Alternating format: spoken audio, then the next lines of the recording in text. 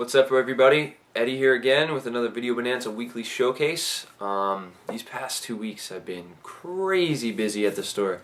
You guys have been all listening to what I've been asking you to do and bring in games to trade in. So that's awesome. We got a lot of cool stuff in the store right now.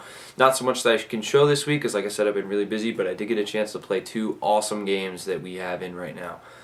Starting with this one. On the Super Nintendo, it's Sparkster, and I'm sure a lot of you know about or have played Rocket Knight Adventures for the Sega Genesis. It's, what is he, a possum? He's a possum with knight's armor and a boomerang, and this is the sequel to that game. That game everybody really knows. Not a lot of people know there's a sequel. I actually didn't really know there was a sequel until, I don't know, a couple months ago. I was looking into it. This game's awesome. There's a Sega version and there's a Super Nintendo version. This one, I mean, they're both hard to find, but this one is the Super Nintendo version that we got in. The game's hard. It plays like the same way as Rocket Knight Adventures pretty much, where you have like your range, boomerang shot, whatever. You can charge it to like jump straight up, jump like in an angle, or dash forward, things like that. It's simple, but it's difficult. The bosses are really engaging. I played through, I think, 5 levels, something like that. I was having difficulty with you get to one level where you're riding on like this robot ostrich thing that shoots missiles, but then things come from the sky that you have to like jump out in order to use your boomerang. Like, you can't just use it while you're in it. It'll shoot like what the ostrich does. So I don't know, it's hard. The game's hard. It's got like that old school difficult frustration where you have to like almost memorize the level before you get through it without dying kind of thing to it, and I like that. That's like what makes retro games good, and this is the epitome of that. It's rare, it's hard to find, and it's really fun. So I played that, and then I played this one. I'm sure a lot of you know about. This is God of War 2. The first one I played, I loved the first one. I haven't finished the second one yet. Still, even this week I didn't have enough time to actually finish this game out, but if you played any of the God of Wars, it's a beat-em-up that looks awesome and has a fantastic storyline. It flows really well. The dodge mechanic rules. There's a lot of different combos you can do with just 2 buttons. Then you have a grab button. The puzzles throughout the game, I think, are what make this awesome for me as far as beat-em-ups go. Because, like, I don't know. I think about games like this where it's just you just spam a button to kill everything in the room, and then you move on. Like, that's it.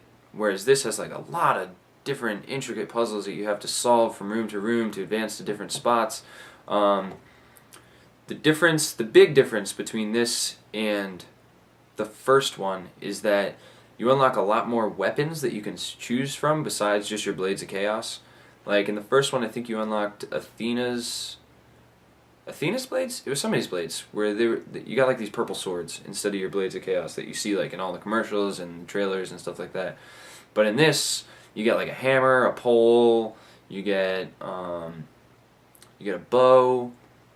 You have options. Like, you have a bunch of different weapons that you can choose to upgrade based on which one like feels better to you.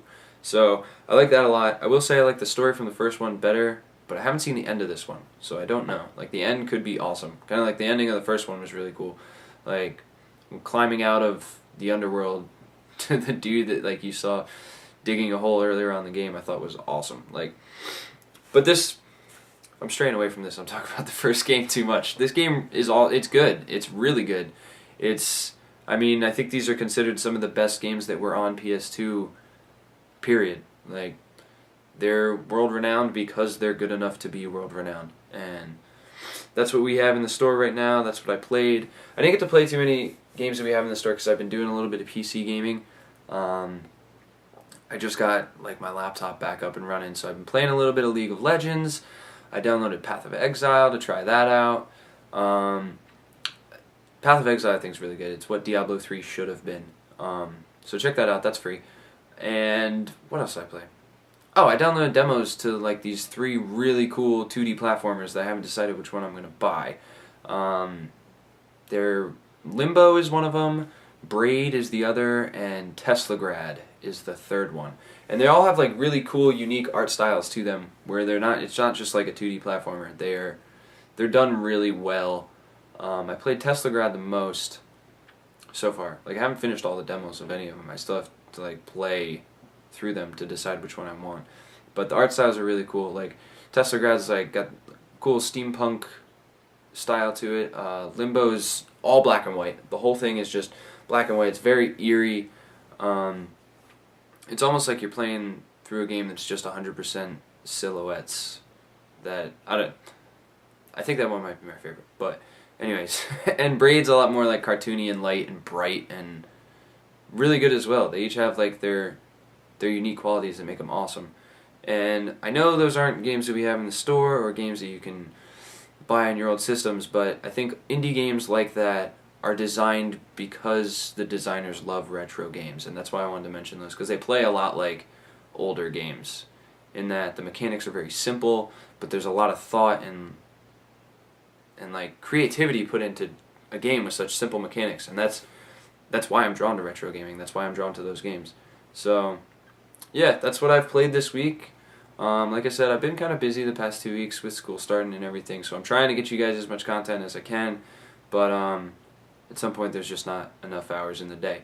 So again, thank you all for continuing to watch these. I've been hearing more and more from people out there that like they're checking them out. They love the videos. They're coming in to check out the games that I'm highlighting in the videos, and that's the point. And as long as that's happening, these videos will continue to happen. So appreciate you guys. You're why I do this. So thanks a lot, and until next week, hopefully I see you this weekend. Alright, thanks.